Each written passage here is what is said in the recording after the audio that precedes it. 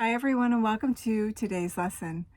My name is Deborah Fraley and welcome to my channel. Welcome back if you're returning, and welcome if you're new. I'd like to welcome you to our Course in Miracles community. It's nice for you to be here, and I'm truly thankful and grateful for all of you that have commented, liked, and shared the content. We are on A Course in Miracles lesson 153. In my defenselessness, my safety lies. You who feel threatened by this changing world, its twists of fortune and its better jests, its brief relationships and all the gifts it merely lends to take away again, attend this lesson well. The world provides no safety. It is rooted in attack, and all its gifts of seeming safety are illusory deceptions. It attacks and then attacks again. No peace of mind is possible where danger threatens thus. The world gives rise but to defensiveness, for threat brings anger. Anger makes attack seem reasonable, honestly provoked, and righteous in the name of self-defense. Yet is defensiveness a double threat? For it attests to weakness and sets up a system of defense that cannot work. Now are the weak still further undermined? For there is treachery without and still a greater treachery within. The mind is now confused and knows not where to turn to find escape from its imaginings. It is as if a circle held it fast, wherein another circle bound it, and another one in that, until escape no longer can be hoped for nor obtained. Attack, defense, attack become the circles of the hours and the days that bind the mind in heavy bands of steel with iron overlaid, returning but to start again. There seems to be no break nor ending in the ever-tightening grip of the imprisonment upon the mind. Defenses are the costliest of all the prices which the ego would exact. In them lies madness in a form so grim that hope of sanity seems but to be an idle dream beyond the possible. The sense of threat the world encourages is so much deeper and so far beyond the frenzy of intensity of which you can conceive that you have no idea of all the devastations it has wrought. You have its slave, or you are its slave. You know not what you do in fear of it. You do not understand how much you have been made to sacrifice, who feel its iron grip upon your heart. You do not realize what you have done to sabotage the holy peace of God by your defensiveness. For you behold the Son of God as but a victim to attack by fantasies, by dreams, and by illusions he has made, yet helpless in their presence, needful only of defense by still more fantasies and dreams by which illusions of his safety comfort him. Defenselessness is strength. It testifies to recognition of the Christ in you. Perhaps you will recall the text maintains that choice is always made between Christ's strength and your own weakness seen apart from him. Defenselessness can never be attacked because it recognizes strength so great. Attack is folly, or a silly game a tired child might play when he becomes too sleepy to remember what he wants. Defensiveness is weakness. It proclaims you have denied the Christ and come to fear his Father's anger. What can save you now from your delusion of an angry God, whose fearful image you believe you see at work in all the evils of the world? What but illusions could defend you now? when it is but illusions that you fight. We will not play such childish games today, for our true purpose is to save the world, and we would not exchange for foolishness the endless joy our function offers us. We would not let our happiness slip by because a fragment of a senseless dream happened to cross our minds and we mistook the figures in it for the Son of God.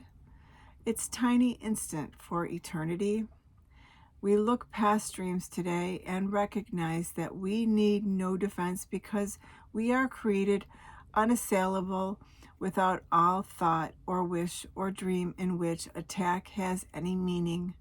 Now we cannot fear, for we have left all fearful thoughts behind. And in defenselessness we stand secure, serenely certain of our safety. Our ministry extends its holy blessing through the world.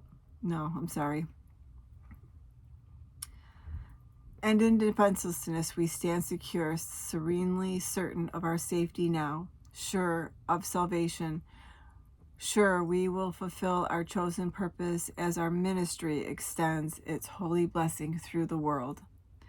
Be still a moment and in silence think, how holy is your purpose, how secure you rest, untouchable, within its light. God's ministers have chosen that the truth be with them. Who is holier than they? Who could be sure then his happiness is fully guaranteed? And who could be more mightily protected? What defense could possibly be needed by the ones who are among the chosen ones of God, by his election of their own as well? It is the function of God's ministers to help their brothers choose as they have done. God has elected all, but few have come to realize his will. It is but their own. And while you fail to teach what you have learned, salvation waits, and darkness holds the world in grim imprisonment. Nor will you learn that light has come to you, and your escape has been accomplished, for you will not see the light until you offer it to all your brothers. As they take it from your hands, so will you recognize it as your own. Salvation can be thought of as a game that happy children play. It was designed by one who loves his children and who would replace their fearful toys with joyous games, which teach them that the game of fear is gone. His game instructs in happiness because there is no loser. Everyone who plays must win, and in his winnings is the gain to everyone insured. The game of fear is gladly laid aside when children come to see the benefit salvation brings. You who have played that you are lost to hope, abandoned by your Father, left alone in terror, in a fearful world made mad by sin and guilt. Be happy now. The game is over. Now and quiet time has come in which we put away the toys of guilt and lock our quaint and childish thoughts of sin forever from the pure and holy minds of heaven's children and the Son of God. We pause but for a moment more to play our final happy game upon this earth.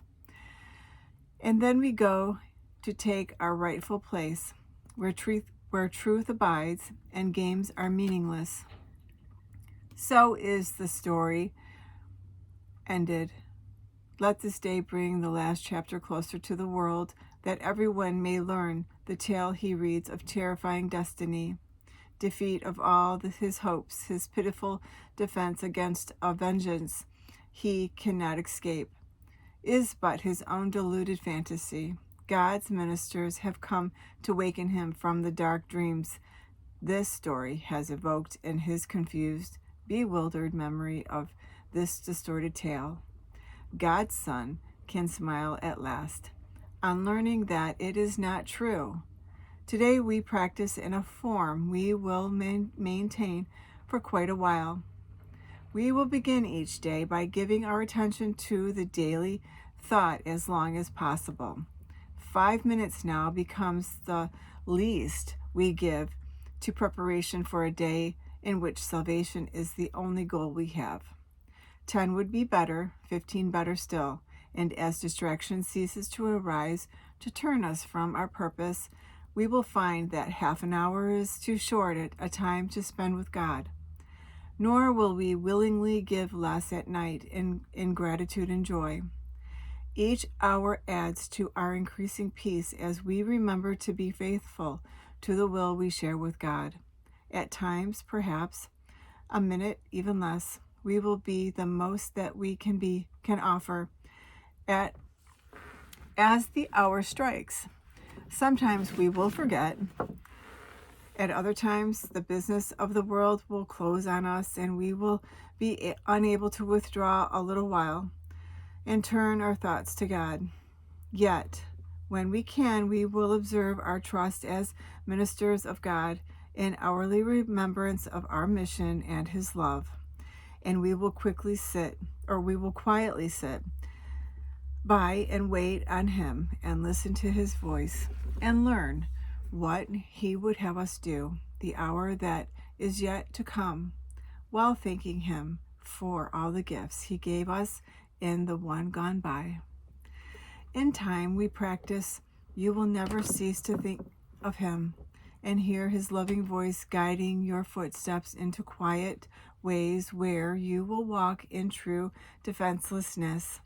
For you will know that heaven goes with you, nor would you keep your mind away from Him in a moment, even though your time is spent in offering salvation to the world. Think He will not make this possible for you who choose to carry out His plan for the salvation of the world and yours? Today our theme is our defenselessness. We clothe ourselves in it, and we prepare to meet the day. Or as we prepare to meet the day, we rise up strong in Christ and let our weakness disappear as we remember that His strength abides in us. We will remember ourselves that He remains beside us through the day and never leaves our weakness unsupported by His strength. We call upon His strength each time we feel the threat of our defenses undermine our certainty of purpose. We will pause a moment as He tells us, I am here. Your practicing will now begin to take the earnestness of love to help you keep your mind from wandering from its intent. Be not afraid nor timid. There can be no doubt that you will reach your final goal. The ministers of God can never fail because the love and strength and peace that shine from them to all their brothers come from Him. These are His gifts to you. Defenselessness is all you need to give Him in return. You lay aside, but whatever was never real, to look on Christ and see His sinlessness. Thank you for joining me today in lesson 153. In my defenselessness, my safety lies. So I'd just like to send you lots of love, blessings, and abundance. Until tomorrow, namaste.